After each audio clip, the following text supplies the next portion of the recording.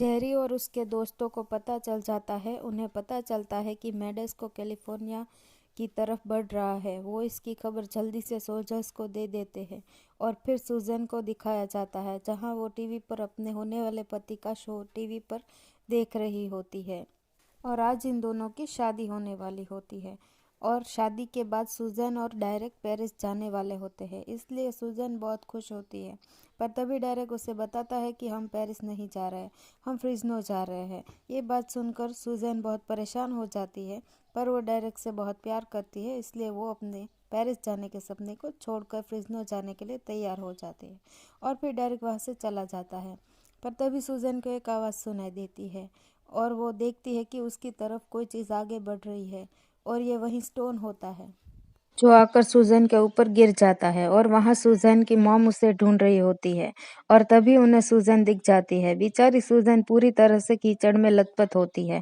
फिर उसकी मॉम उसे जल्दी से चर्च के अंदर ले जाती है और फिर सूजन और डायरेक की शादी शुरू हो जाती है, जहाँ डायरेक सूजन से कहता है कि सूजन तुम ग्रीन हो रही हो। और तभी सूजन बढ़ने लगती है और उसका आकार एकदम से बड़ा हो जाता है। सब लोग डर के चर्च से बाहर भाग जाते हैं।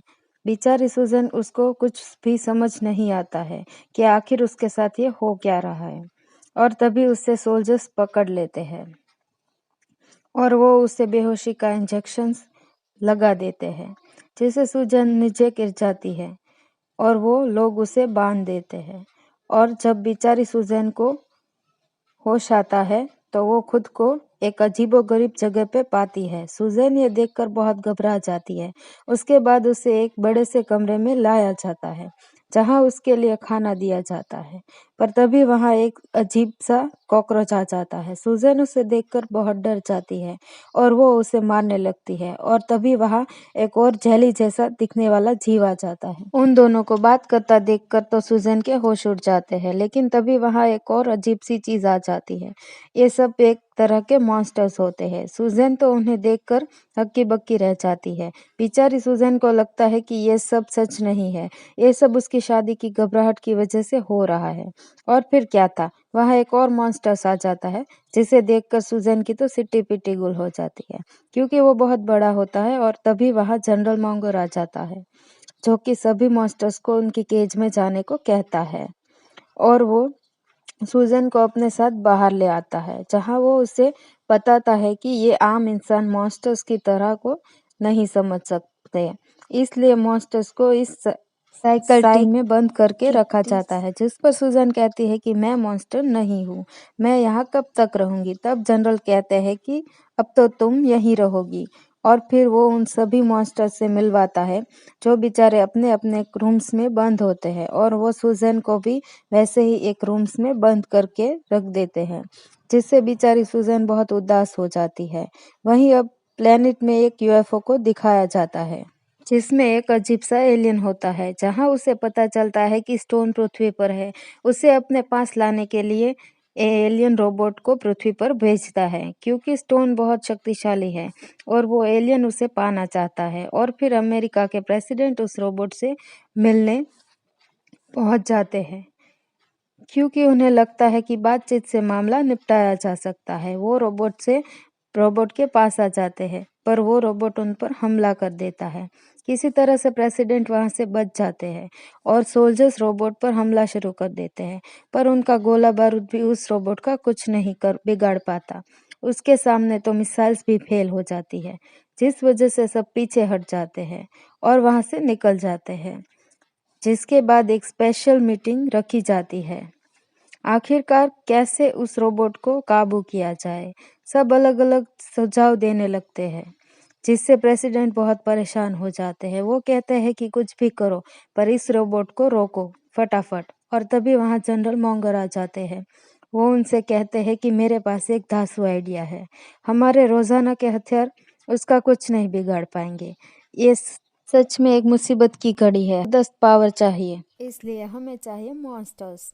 वो प्रेसिडेंट को अपने मॉन्स्टर्स के बारे में बताता है। वो उन्हें सभी मॉन्स्टर्स के बारे में एक एक करके दिखाता है, जिसे देखकर प्रेसिडेंट के तो होश उड़ जाते हैं और प्रेसिडेंट जनरल को इस आइडिया को आगे बढ़ाने की परमिशन दे देता है। वहीं बेचारे मॉन्स्टर्स अपने अपने टाइम पास में कार्ड्स खेल रहे होते हैं, जहाँ वो कार्ड्स खेल रहे होते हैं। और वहीं कॉकरोच सूजन पे एक्सपेरिमेंट कर रहा होता है, क्योंकि वो एक साइंटिस्ट होता है। तभी दूसरे मॉन्स्टर्स कहते हैं, तुम इसे अपने ऊपर प्रयोग करने क्यों दे रही हो? तब सुजैन कहती है कि मेरे पास इसके अलावा कोई रास्ता नहीं है, शायद मैं इसके प्रयोग से ठीक हो जाऊं फिर से। बेचारे कॉकरोच को इस प्रयोग का सुजैन पर कोई असर नहीं होता।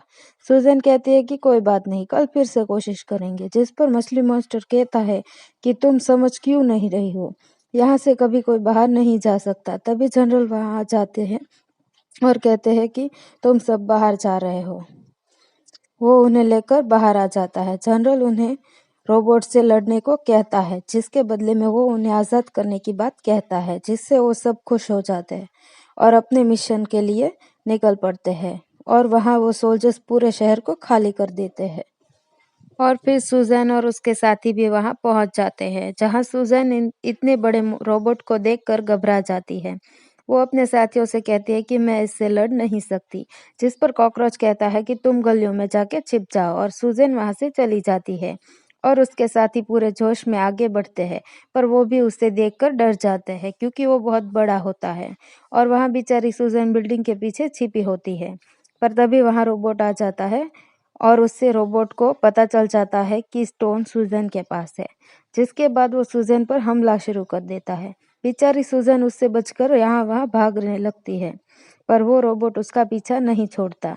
सुजैन गाड़ियों में अपने पैर फंसाकर तेजी से आगे बढ़ने लगती है और वहाँ बहुत सारी गाड़ियों के बीच से होते हुए एक पुल तक पहुंच जाती है, जहां उसे देखकर एक ट्रक वाला पलट जाता है और सारी गाड़ियां फंस जाती है। सुजैन उनकी मदद करने की कोशिश करती है, पर इतने में वो रोबोट वहां आ जाता है और वहां पुल को तोड़ने लगता है।